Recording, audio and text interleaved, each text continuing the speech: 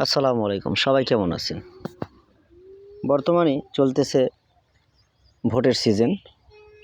আগামী 12ই ফেব্রুয়ারি 2026 সালে ত্রয়োদশ জাতীয় সংসদ নির্বাচন। এই সংসদ নির্বাচনকে ঘিরে বহুত ঝামেলা পোহাইতে হয়। সাধারণ জনগণ যারা ভোটার রয়েছে তাদের কোনো ঝামেলা নেই, কিন্তু তারপরও একটু ঝামেলা হয়। আমাদের ভোটার সিরিয়াল নাম্বারটা বের করে ভোট কেন্দ্রে যাওয়ার থেকে শুরু করে ভোট দেওয়া পর্যন্ত, এটা কিন্তু আপনি স্মার্টফোনের মাধ্যমে ঘরে বসেই ভোটার সিরিয়াল নাম্বারটা বের করতে পারবেন, কোনো এজেন্ট লাগবে না। তো এটা কিভাবে শুরু করব, কিভাবে করব, তো চলুন শুরু করা যাক। সর্বপ্রথম আপনাদের প্লে স্টোরে যাবেন। প্লে স্টোরে যাওয়ার পর আপনাদের এখানে লিখতে হবে স্মার্ট ইলেকশন। আমার এখানে বাংলা করা আছে, আমি ইংলিশ করে নিচ্ছি।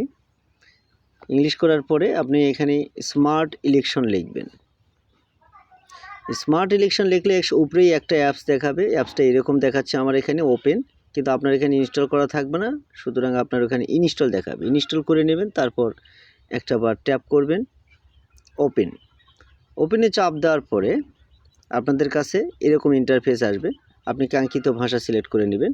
আমি ইংলিশ সিলেক্ট করলাম, আপনি চাইলে বাংলাও করতে পারেন। একটু লোডিং নেবে। উপরে দেখা যাচ্ছে ত্রয়োদশ পার্লামেন্টারি ইলেকশন, এখানে আপনি একটা ছোট্ট করে চাপ দিবেন।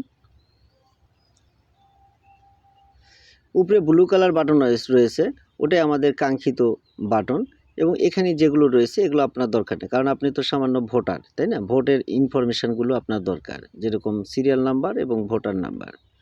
এটার জন্য আপনি ওই যে উপরে ব্লু কালার যে বাটন দেখতেছেন ডিটেলস, এই ডিটেলসে আপনি চাপ দিবেন। এরকম পপ আপ মেনু বের হবে, যেখানে লেখা থাকবে ইন্টার এনআইডি কার্ড। এই যে দেখতে পাচ্ছেন, এটা ইন্টার এনআইডি কার্ড এবং ডেট অফ বার্থ, জন্ম তারিখ বসায়া দিবেন।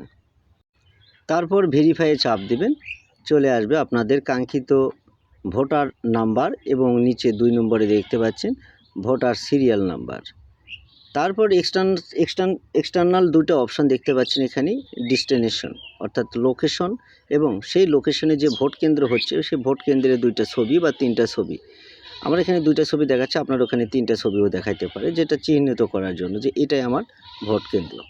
তো বন্ধুরা, এটাই ছিল আমার ছোট্ট একটা ভিডিও, যাতে করে আপনারা ভোট কেন্দ্রে গিয়ে সুষ্ঠু মতো ভোট দিতে পারেন। তবে মনে রাখবেন, সৎ, যোগ্য এবং নিষ্ঠাবান প্রার্থী, দুর্নীতিমুক্ত বাংলাদেশ গড়ার জন্য তাকে আপনি ভোট দিবেন। ধন্যবাদ সবাই, আল্লাহ হাফেজ, ভালো থাকবেন।